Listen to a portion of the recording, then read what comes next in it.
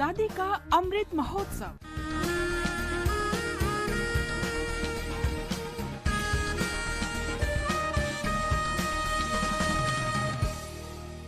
Azadi ka Safar with AIR News. India's glorious fight for freedom is one of the greatest struggles the modern world has ever witnessed. AIR News brings you a glimpse of the valiant struggle every day.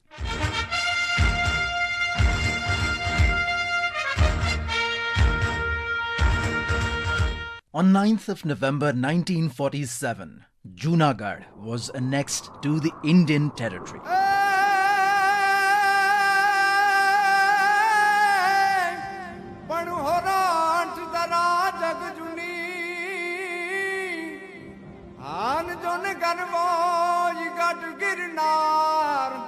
Junagarh was a princely state in the Kathiawar region, where most of other princely states had already acceded to India.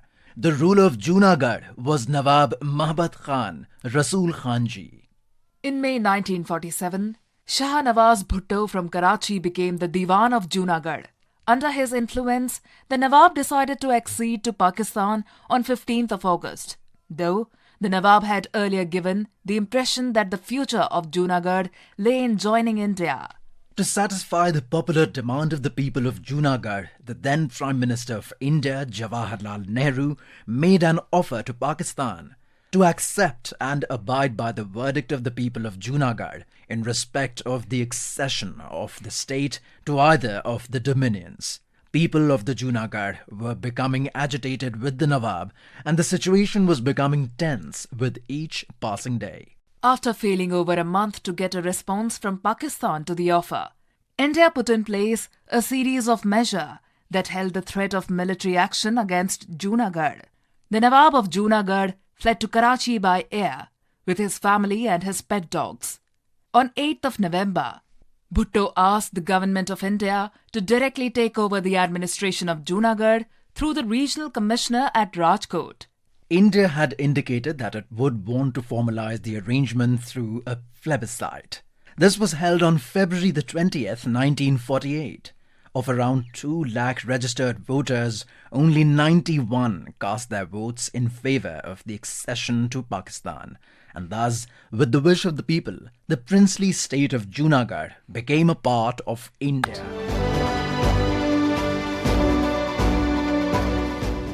Today is also the death anniversary of Pushpalata Das, a freedom fighter from Assam. At the age of just 6 years, she joined the Banar Sena to popularize the khadi among the people and organized Chakra Sangh. Being inspired by her mother, she took pledge to free the motherland and never looked back ever since.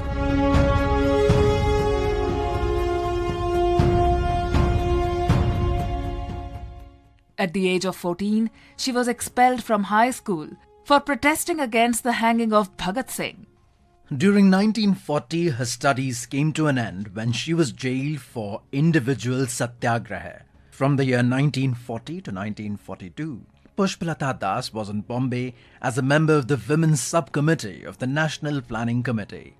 During that period, she worked with Mridula Sarabhai and Vijaya Lakshmi Pandit for development and constructive works.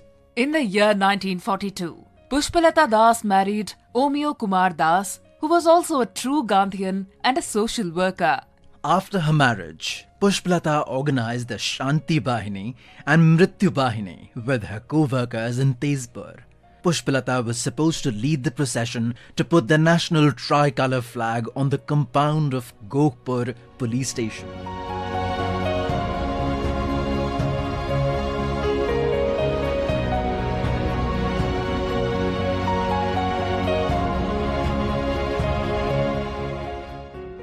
However, at that time fate intervened and Kanaklata Barua took charge over the procession from Pushpalata Das and fell to the British bullets. Post-independence, she served as a member of parliament. She also worked as an editor of a well-known Assamese magazine, Jayanti. Pushpalata Das was offered the Tamrapatra by the Indian government for her services rendered during the freedom movement, but she refused to accept the Tamrapatra. The noble soul breathed her last on the 9th of November 2003 at the age of 88 years.